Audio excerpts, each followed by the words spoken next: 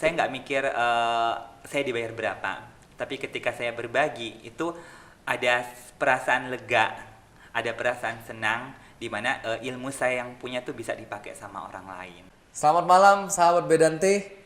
Hari ini kita ketemu lagi. Lalu ada narasumber yang benar-benar luar biasa yang saya kenal sebenarnya bukan sebagai posisi ini. Cuma ya dia ini ternyata multifunction. Banyak banget bisanya. Dia lahir di Manado. Kuliah S1-nya di Samratulangi, ternyata cum laude loh. Lalu dia pernah kuliah juga sebagai Magister Management S2 Agro Industrial Teknologi di IPB. IP-nya 3,86. Unbelievable, tapi yes.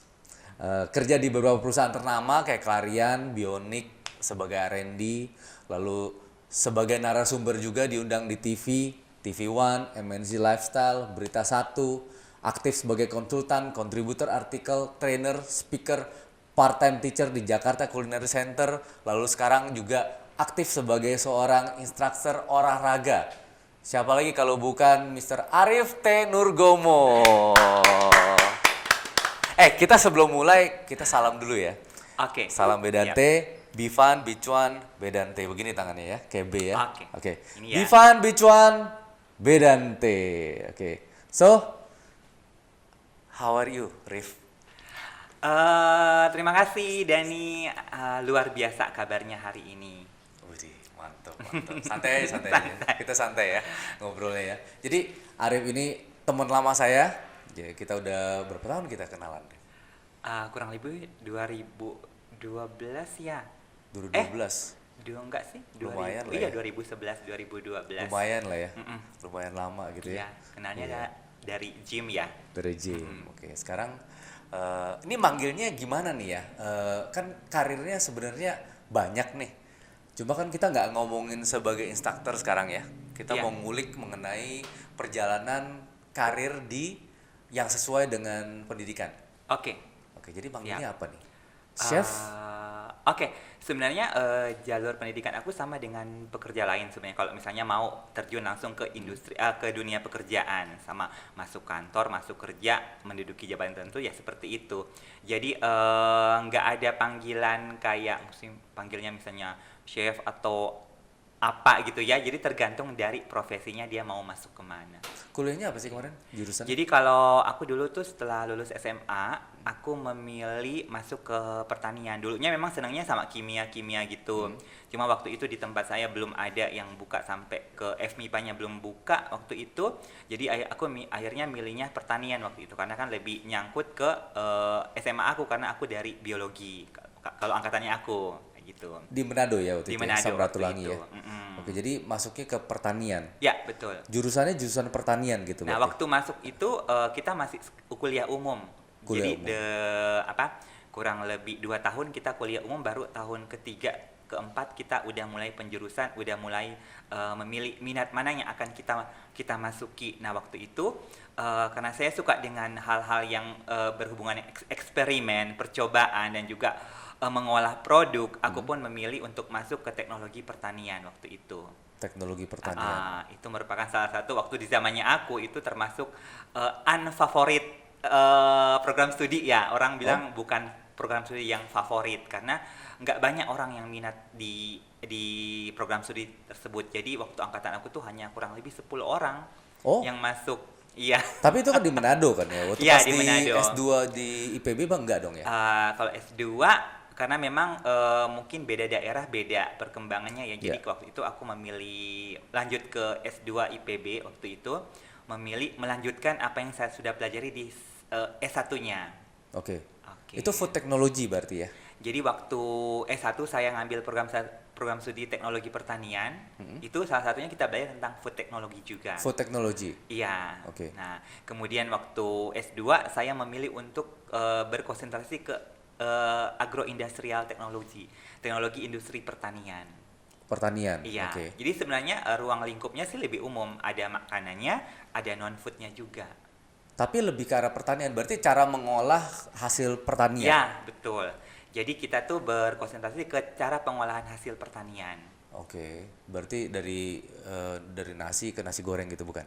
Um, Bisa dikatakan sore seperti itu, tapi kita lebih ke arah ke industri. Oke. Industri. Jadi kayak mungkin kalau aku sebut-sebut merek ya kayak Unilever, kemudian Wings Food, Indofood. Nah, itu kita bergerak ke sana sebenarnya. Oh, mungkin lebih tepatnya Ah, bukan nasi ke nasi goreng, tapi lebih tepatnya kayak nasi, bagaimana caranya bikin kayak nasi liwet tapi bisa dibuat untuk iya. kemasan seperti itu. Jadi punya value added kalau orang bilang, punya nilai tambah dari nasi yang harganya Heeh, heeh. 1.000 kita olah menjadi misalnya nasi uduk kalengan, harganya bisa sampai 5.000 sampai 10.000. Ya. Jadi Oke, ada value added-nya, umur simpannya juga lebih lama kan. oke. Iya. Kalau skop kerjanya itu selain di bidang ya, tapi pertanian dan food ya, Iya. otomatis harus masuk di dunianya hanya makanan aja gitu ya. Sama non food juga bisa sebenarnya masuk. Oh, non food juga Non bisa. food juga masuk misalnya untuk industri minyak atsiri. Minyak, Minyak atsiri minyak seperti asiri. minyak pala, kemudian minyak serai, kemudian pacoili oil, apa oil adanya minyak nilam. Baru dengar tuh minyak tilam. Baru dengar ya. Mungkin kalau teman-teman suka mungkin industri parfum itu kan menggunakan berbagai macam minyak-minyak dari tanaman ya. Oh, Minyak atsiri itu nah, apa namanya? oh berarti juga bisa bisa berkarir di bidang itu ya. Ya, selama dia masih menggunakan hasil pertanian untuk bahan baku industrinya. Bukan bukan terlimit dengan yang namanya bisnis makanan food industries Enggak, doang ya. enggak, Berarti enggak. kosmetik juga bisa masuk. Iya, Yang penting lulusannya ini kerjanya di bidang yang memang menggunakan minyak-minyak atau bahan bakan dari yang non food, pertanian. ya, Eh, yang non food. Oke, interesting, interesting. Terus kalau misalnya untuk yang di perusahaan-perusahaan seperti itu, biasanya jenjang karirnya seperti apa ya? Oke. Masuk misalnya R&D atau apa?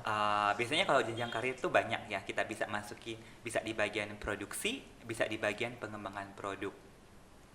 Mhm. Nah, juga bisa di bagian pembukuan, tergantung memang perusahaannya memang lagi butuh apa. Tapi kita kok kalau kita mengulik lagi, kembali ke arah industri kita, kita lebih ke arah produksi, pengembangan produk, kemasan, seperti Oke. itu. Kemasan maksudnya gimana kayak kemasan? Kemasan itu ya sebenarnya sih udah masuk lingkup ya. Artinya kalau kita untuk mengolah suatu produk makanan pasti butuh pengemas dong. Hmm? Ya, butuh pengemas gimana produk itu biar di lapangan tuh biar bisa laku, biar bisa orang tuh menambah daya simpannya, kemudian bisa memberi daya tarik pada produk yang kita buat. Oke, oke. Nah, kalau misalnya kondisi seperti itu S1, S2 sudah ke arah food technology, tadi kita ngobrol sebelum ini kan kita udah ngobrol bahwa food technology itu beda dengan chef ya. Iya, Itu kita orang awam nih. iya. Kita orang awam kita nggak ngerti apa-apa mengenai itu. Kita anggapannya bahwa kalau ngomongin food yang pengolah adalah chef. That's it.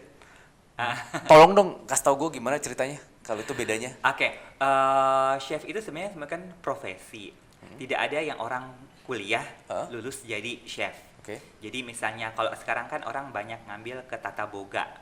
Tata boga Oke. kalau dia fokus untuk meningkatkan keahliannya di bidang masak, itu ada jenjang karirnya dari cook kemudian menjadi chef.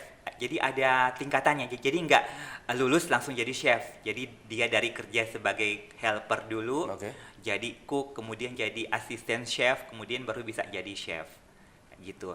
Nah, kalau sekarang kan ada yang kita bisa dapatin orang sebutin chef itu bukan berdasarkan karir, tapi berdasarkan orang tuh kenal dia sebagai apa. Nah, mungkin kita sering lihat contoh-contohnya kayak di Master Chef. Iya. Itu kan backgroundnya bukan dari food sebenarnya. Oke, Ya, itu hanya sebagai dari judul rumah aja tangga, ya. kemudian dari hobi, kemudian karena sering terlihat masak, kemudian hasilnya juga enak-enak, orang mengenai sebagai chef. Cuma maksud gue pertanyaannya adalah bedanya apa antara food tech dengan chef? Oke, kalau kita ke food tech itu lebih ke arah untuk bagaimana meningkatkan suatu produk itu punya nilai tambah dan juga punya daya simpan yang lebih lama. Nah, kalau chef itu lebih ke arah art kalau menurut saya. Karena dia menciptakan suatu makanan, orang bisa lihat pada saat itu, bisa merasakan mereka bisa mencobanya, rasanya enak dan lain-lain sebagainya. Jadi ada sedikit perbedaan. Jadi kalau chef itu lebih khusus ke makanan yang siap saji, ya, siap dimakan. langsung. Kalau ke food technology itu lebih ke arah bagaimana memperpanjang umur simpan, bagaimana suatu makanan punya nilai tambah, bagaimana suatu makanan itu menjadi suatu produk yang berbeda daripada yang lain. Kalau makanan dari belum jadi makanan sampai jadi makanan dan rasanya enak, menurut seorang food tech itu berarti bukan dimasuk dalam kategori itu ya? Kategori pembelajaran di food tech-nya itu ya? Nilai tambah yang tadi diomongin. Kalau masalah enak itu memang udah harus standar ya. Kalau kita pingin bikin makanan udah pasti harus enak.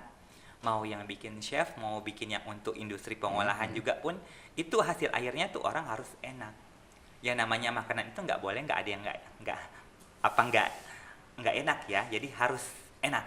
Harus enak. Ya, oke, oke. Nah, kalau nutrisi gimana? Apakah termasuk ruang lingkup dari Ya. food tech? Kalau kita di nutrisi itu juga salah satu mata kuliah dari waktu kita belajar food tech, waktu kita belajar di food tech. Jadi masuk di situ. Nutrisi ya. Nutrisi. Oh, itu yang membuat Mas Arif ini bisa dikenal banyak orang, diundang di TV-TV itu untuk membicarakan mengenai nutrisi. Iya, salah satunya seperti itu. Oke. Jadi sebenarnya itu panjang ceritanya ketika sampai aku tuh bisa diundang di TV, diundang jadi pembicara, bahkan untuk menulis di majalah itu untuk dari hal segi nutrisinya. Nutrisinya. Ya. Emang awalnya itu berawal dari karena memang aku ingin berkarir di industri makanan. Jadi waktu itu aku fokus ke pengembangan produk. Jadi di Oke. bagian riset. Jadi aku masuk ke sana. Dari sana tuh aku mulai mengembangkan produk. Lama kelamaan aku juga kan butuh namanya, kalau kita sudah bikin produk, kita butuh produk kita tuh dikenal orang luas.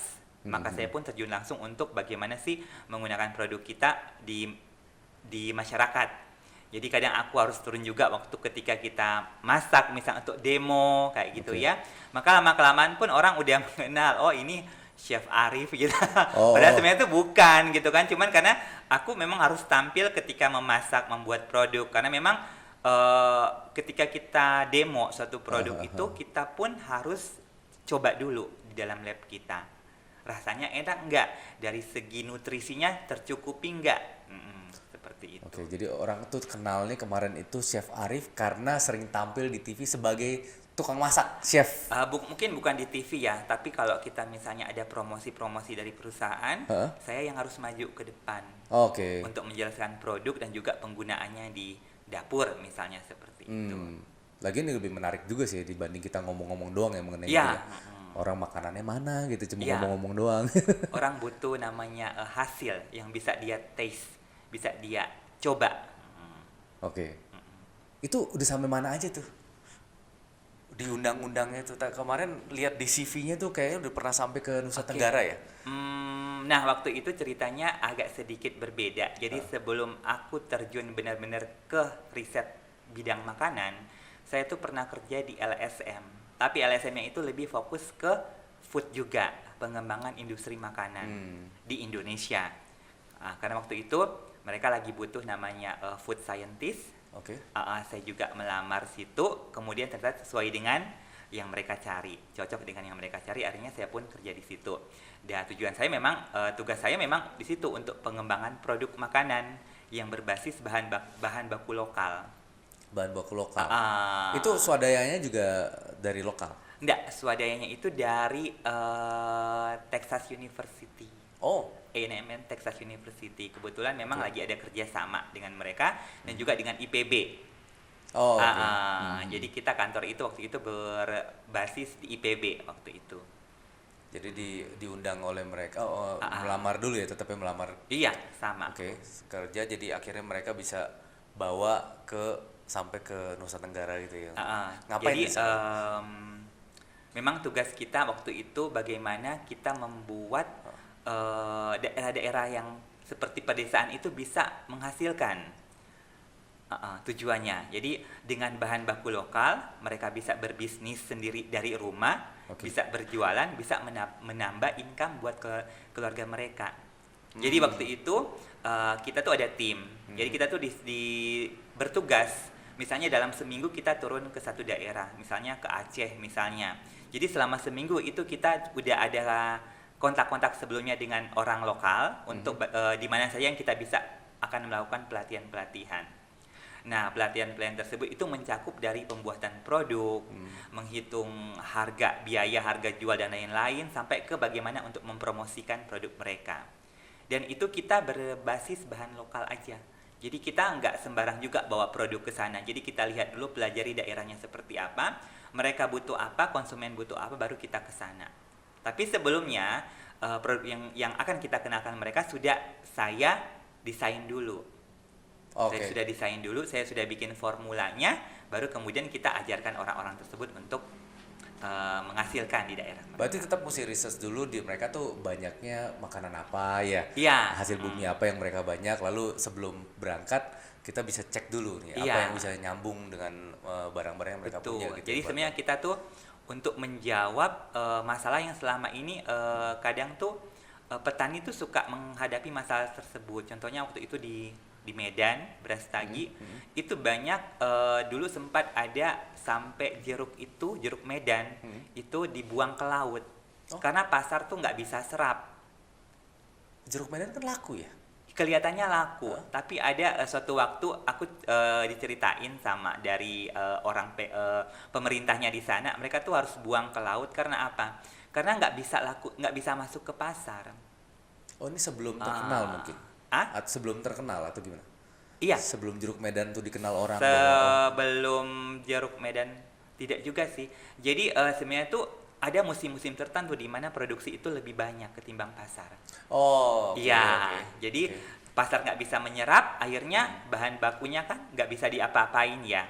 Akhirnya pemerintahnya kerjasama dengan kita bantu mereka untuk pengembangan produk yang berbasis jeruk Medan. Jadi kita bantu mereka untuk gimana bikin selai, gimana bikin permen, gimana bikin awetan jeruk. Artinya jeruk mereka punya nilai tambah tersendiri.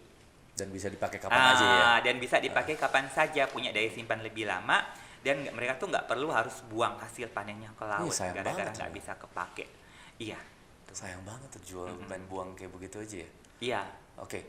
Mas Arief, gini, ini kan kita di Bedante kan memberikan edukasi buat anak-anak muda dan mungkin profesional yang mengembangkan karir ya.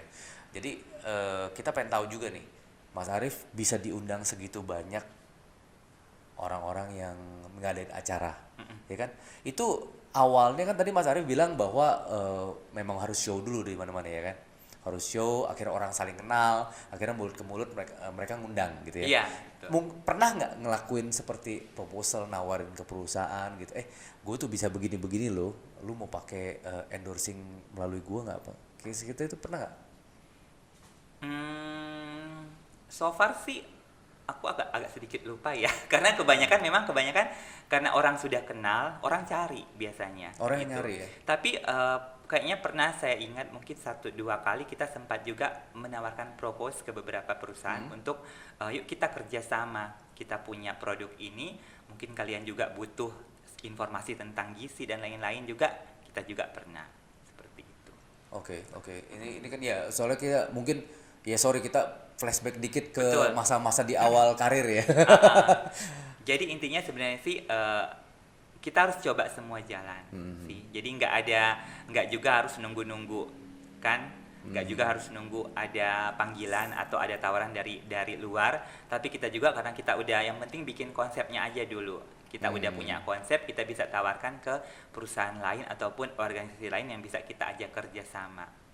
Kalau di LSM saya dulu, karena kita kerjanya tim, memang kita salah satu tim saya kerjanya untuk nawarin kerjasama dengan Pemda tersebut yang khususnya bagian dinas koperasinya, karena mereka kan punya mengatasi banyak sekali petani ya, koperasi itu ya. Jadi kita biasanya mengajukan proposal ke dinas koperasi setempat. Jadi mereka yang ada timnya lah ya untuk nawarin ke mereka bahwa mau improve seperti ini kita punya narasumber yang kompeten seperti itu gitu ya.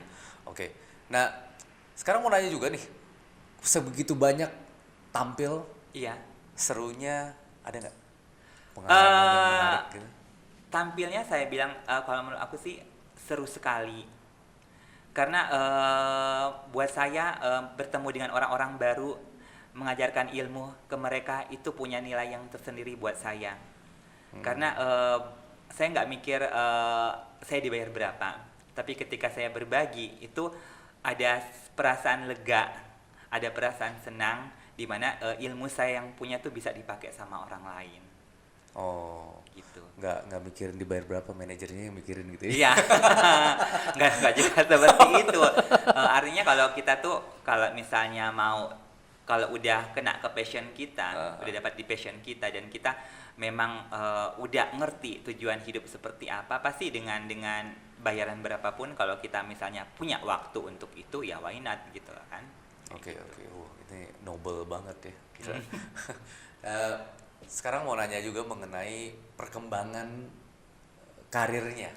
Jadi sebagai seorang food tech itu menurut Mas Arif di era sekarang di mana YouTube itu membuka, internet itu membuka semua informasi, Iya. gimana? Apakah benar-benar masih layak buat anak-anak baru untuk menekuni bidang food tech, dan di beberapa tahun ke depan, misalnya 5 sampai 10 tahun ke depan, apakah food tech itu masih ada? Itu gimana menurut Mas Oke, Arif? kalau menurut saya namanya makanan tuh pasti akan berkembang terus ya. Orang butuh namanya tuh makan, Oke. bener nggak? Nah, di zaman sekarang ilmu sains di bidang makanan itu memang orang butuh. Yang orang misalnya pengen berkarir di bidang industri makanan, dia harus butuh namanya food science kayak gitu. Industri makanan memang berkembang, tapi karena terbukanya informasi melalui internet, itu kan terkadang orang gue nggak usah kuliah lah, mau ngapain ambil food tech sambil kuliah gitu kan. Iya. Itu tinggal buka di internet, apakah ada informasinya, dan seberapa bertahan karir di bidang food tech ini Oke. di era sekarang. Paham. Jadi gini ya, misalnya teman-teman pingin nih berkarir di bidang pingin jadi misalnya masuk ke bagian produksi atau pingin kerja di industri makanan. Ya, kalian pun harus menempuh pendidikan seperti saya. Jadi harus misalnya masuk ke jurusan misalnya industri pertanian ataupun teknologi pangan. Nah, karena memang ketika kita masuk ke industri tersebut memang ada jenjang karir. Dari mungkin masuk ke bagian produksi, jadi manajer, atau mungkin memilih untuk jadi head of research. Ya, jadi mengepalai bidang pengembangan produk. Ya, jadi nggak juga kita belajar dari internet aja, nggak seperti itu. Karena ketika kita memasuki dunia karir, yang kita butuhkan tuh ijazah, ya. Meskipun pengetahuan kita luas tentang ilmu makanan, tapi kalau kita nggak punya ijazah yang kompeten dengan nanti kita akan tekunin, itu mungkin agak gimana ya untuk industri makanannya untuk meng-hire kita untuk kerja di perusahaannya dia. Nah, tapi dengan adanya gini ya, semakin dunia internet semakin berkembang, kemudian ilmu kita bisa serap dari mana aja, itu membuka satu peluang baru di mana lulusan dari food tech tersebut itu bisa membuka usaha sendiri. Jadi mereka tuh nggak perlu untuk terjun juga di karir, berkarir masuk ke perusahaan tertentu. Jadi mereka bisa buka usaha sendiri, bisa menggunakan ilmu yang mereka dapatkan pada waktu kuliah untuk membuat produk yang mereka inginkan. Bisa jadi konsultan juga gitu ya? Bisa jadi konsultan, tapi tanpa perlu kerja ya? Kalau konsultan itu dibutuhkan experience. Jadi nggak sembarang juga. Kita lulus kuliah belum tentu kita bisa jadi konsultan. Karena konsultan itu butuh pengalaman di bidangnya dulu, yang paling tidak 3, 5, sampai 10 tahun. Karena semakin lama pengalaman kita di suatu bidang, itu orang-orang akan lebih believe, jadi lebih percaya, oh iya, lu tuh mahir di sini gitu kan. Kalau cuma lulus kuliah itu tidak. Kalau menurut saya sih tidak bukan suatu patokan bisa jadi konsultan, karena memang teori sama praktek itu kadang berbeda ya. Berbeda ya? Ya. Oke. Terakhir event di mana, Mas? Kelihatannya kemarin ada ini juga di lapas ya? Oke. Event. Oh iya, karena memang saya juga kan punya namanya tuh Healthy Cooking Class. Ini kelas-kelas untuk belajar masak khusus bagi pemula yang ingin belajar masak sehat dari rumah aja. Jadi artinya mereka di rumah aja tuh biar mereka tuh bisa masak sehat dengan gizi terkontrol. Jadi tuh tujuan aku tuh memang kadang-kadang ya kalau kita lihat ya mungkin nggak sebagian orang lihat mungkin kalau kita ikut ngambil catering sehat kadang orang mikir ya kok mahal ya gini-gini ya kok mahal ya mungkin kalau orang yang punya uang mungkin bilang is okay lah tapi kalau sebagian orang yang mungkin uangnya budgetnya terbatas nah paling bilang oh ini mahal ya nah dengan ikut healthy cooking class ini orang bisa lebih paham sebenarnya tuh makanan sehat tuh nggak semahal seperti itu ya jadi dengan berbekal pengetahuan mereka tuh bisa membuat menu-menu di rumah aja ya dengan bahan-bahan yang tersedia bisa menjadi sehat buat dirinya sendiri. Nah kebetulan kemarin terakhir Healthy Cooking Class kerjasama dengan Lapas Wanita kelas 2A Tangerang. Oh di Tangerang. Ya. Okay. Ini merupakan tahun kedua kami kerjasama dengan Lapas tersebut dan kita memang waktu itu mau untuk bagaimana memberikan keterampilan membuat produk makanan kepada para narapidana ya namanya narapidana untuk nantinya ketika mereka keluar dari lapas mereka bisa berusaha sendiri jadi nggak harus kembali ke bisnis mereka yang lama gitu kan yang lama gitu jadi mereka bisa mungkin buka usaha sendiri seperti di bidang makanan. Oke. Ya, waktu itu kemarin kita untuk yang terakhir kita kemarin bikin untuk bagaimana membuka bisnis jajanan pasar. Makanan jadi kue-kue ya, jajanan pasar jadi ya? kue-kue itu. Seperti itu. Jadi yang mereka aku pingin belajar ini nih. Yaudah kita bikin satu kurikulum selama itu tuh ada 9 kali pertemuan. Jadi selain belajar produk, belajar juga tentang basic bagaimana mendirikan suatu UKM. Di bidang pangan, bagaimana menghitung harga jual karena selama ini yang kulihat tuh banyak orang bikin produk tapi kadang-kadang mereka tuh nggak memikirkan harga jual. Nah terkadang mereka udah 3 bulan jualan kok nggak ada untung ya nggak ada tabungan ya nah ini ada yang salah berarti mungkin harga jualnya yang terlalu murah karena mungkin pengetahuan mereka nggak bisa berhitung gitu kan. Nah di Healthy Cooking Class diajarin juga cara berhitung. Oke, nice banget ya. Itu kan tadi ngomongin mengenai yang lapas. Terus ada selentingan omongan mengenai kalau di rumah masak healthy itu juga bisa gitu ya. Iya, betul. Nah, itu ini kelihatannya ada bukunya kan ya, Mas Ya. Arif ya. Ini Ya, betul. udah berapa lama nih buku nih? Bukunya sih panjang ceritanya juga, tapi terbitnya itu tahun lalu, ya. Tahun lalu. Pada saat pandemik, akhirnya aku kembali pingin selesaikan buku yang saya sudah mulai tulis beberapa 6 tahun ke belakang. Jadi buku ini sebenarnya saya mulai tulis ketika saya masih kerja di industri makanan, masih menjadi kepala pengembangan produk di PT Bionik. Oke. Gitu. Jadi saya mulai ini karena aku pingin berbagi ilmu sebenarnya. Karena buku ini tidak sekedar hanya buku resep biasa, tapi banyak ilmu yang kita bisa dapat tentang basic tentang ilmu gizi. Ya misalnya apa aja sih yang gizi kita butuhkan buat tubuh gitu kan. Kan kadang orang suka gini ya, bilang lemak itu berbahaya, nggak boleh makan lemak, nggak boleh makan kolesterol dan lain-lain. Tapi kalau kita baca lebih lanjut, kita teliti lebih lanjut, itu sebenarnya tuh nggak ada masalah selama masih dikonsumsi dalam batas yang wajar ya, karena semua orang pasti butuh lemak ya. Betul, masih butuh lemak. Asal nggak boleh over ya. Iya. Jadi apapun yang berlebihan pasti nggak bagus gitu ya. Sama jenisnya juga kan. Jenisnya juga ya. Oke. Oh di buku ini semua ditulis ya berarti? Ya, dibahas. Dibahas mengenai nutrisi, mengenai cara masak juga? Iya, cara masak. Dan juga misalnya apa sih yang dibilang healthy food itu seperti apa sih? Apa cuma karena tampilannya healthy? Jadi ada dari segi gizinya pun itu harus benar-benar sehat dan utamanya itu harus enak. Oke. Ya, Healthy. Nah healthy itu. food itu harus enak. Nah banyak kan orang berpikir bahwa healthy food itu selain mahal yang tadi kita Iya. ngobrolin, yaitu nggak enak, Mas. Iya. Kalau di sini jelas ada 25 ide untuk healthy cooking, healthy nggak mahal dan enak ya pastinya. Iya. Jadi 25 ideas ini memang dalam buku ini ada kurang lebih 25 resep yang sudah saya coba dan sudah saya cobain juga ke teman-teman saya dan mereka bilang this is good. Jadi ini enak. Jadi itu baru saya bisa tulis ke buku ini. Jadi nanti rencananya akan ada lagi buku-buku selanjutnya.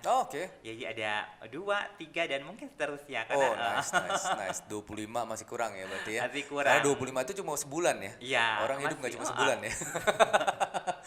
Ya, oke. Dan beruntung banget kita sahabat Bedante, kita dapat free giveaway 3 ya? 3 buku. 3 buku healthy food karangan dari Mas Arif Tasrik Nurgomo STP MSI. Udah panjang banget ya namanya. Oke. Jadi jangan lupa untuk pantengin terus giveaway-nya juga kita bisa dapat ya langsung ya. Oke, syaratnya apa Mas giveaway-nya? Syaratnya apa ya? Mungkin dari Bedante punya. Oh gitu ya.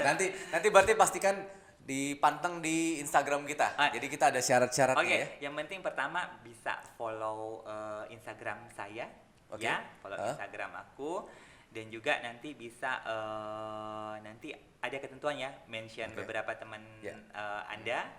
Kemudian mungkin aku yang ingin tahu kenapa sih healthy food itu Anda butuhkan gitu loh. Mengapa kita tuh butuh namanya tuh healthy food?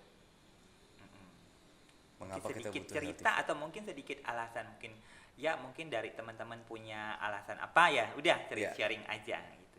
Oke. Dan siapa tahu kalau setelah punya dapat giveaway-nya mereka bisa fotoin ya Mas ya. Ya, kreasinya betul, ya. Fotoin setelah ya, dapat bisa ambil resep dari buku ini, kalian foto resepnya yang udah kalian coba, salah satu resepnya bisa kalian posting di Instagram kalian. Dan bisa jangan lupa untuk mention juga Instagram kami dari Bedante sama Instagram saya. Oke, nice, very nice. Oke, Mas Arif, very happy to talk to you in a different consequences ya, different condition. Oke, jadi waktu Mas Arif juga mungkin terbatas. Abis ini bisa mau ada acara lagi ya? Sibuk banget ya, kelihatan kayak gini aja udah sibuk banget gitu ya di CV-nya ya. Jadi terima kasih banyak atas kehadirannya di kita Bedante Podcast. Iya, sama-sama. Informasinya ini membuka wawasan buat kita-kita dan mungkin anak-anak muda yang memang mau berkarir di bidang food, lagi mikir nih, food gimana ya ke depannya. Nah, sekarang kita udah belajar nih dari Mas Arif. Oke, segitu aja. Thank you very much dan kita close sekarang. Oke, terima kasih. Menjadi ahli di bidang food tech, karir tidak usah diragukan. Kalau berkaitan dengan makanan, merekalah jawaban. Pengembangan sampai proses produksi merupakan keahlian. Belajar bisnis dan karir, Bedante buat kalian.